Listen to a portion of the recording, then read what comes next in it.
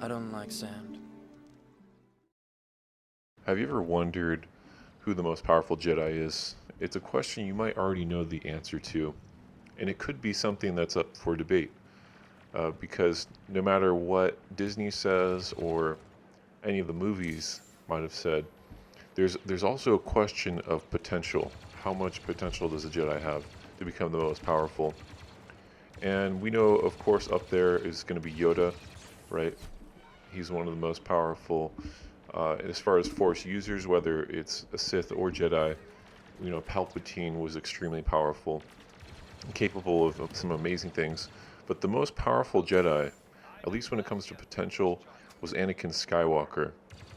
And it might not seem like it in the movies because at times he did seem kind of weaker, right, compared to other individuals.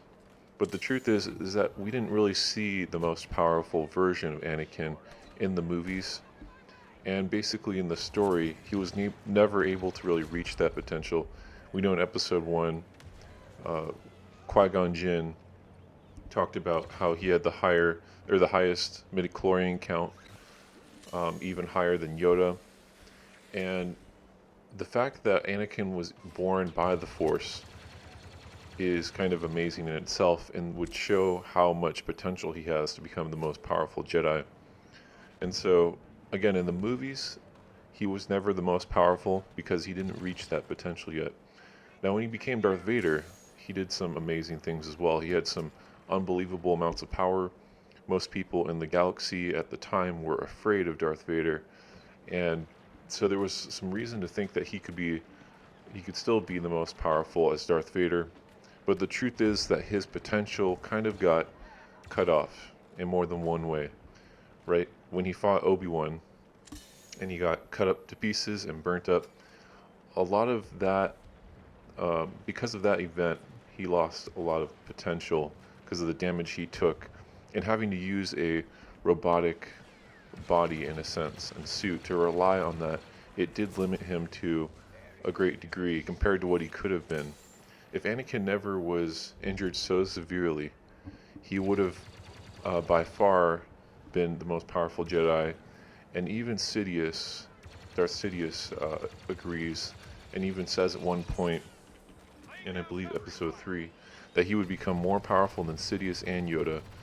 And so it's really about the potential. And so Anakin is probably the most powerful Jedi as far as potential. Now, afterward, it's hard to say. Once he became Darth Vader and events changed in direction, we know he was weaker. Also, another point about the suit, though, I forgot to mention, is that the suit was designed to limit Anakin, the Vader suit.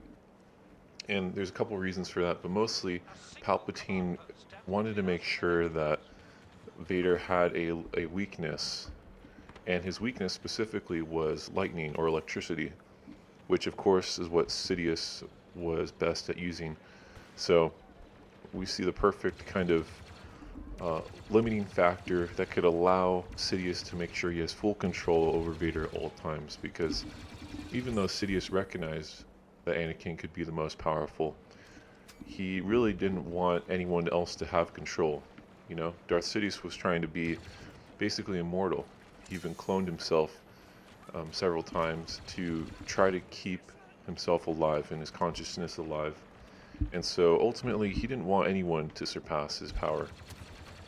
But that's why Anakin was limited, partly because he was also held back by Sidious, which ended up not working out in the long run, right? Because he was killed off by Darth Vader.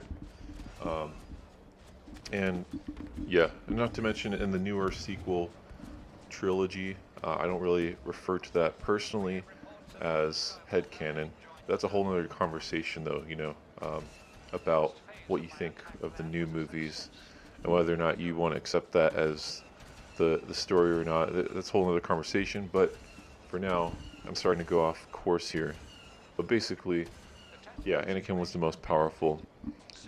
And after that, it could be argued that Luke Skywalker became the most powerful Jedi.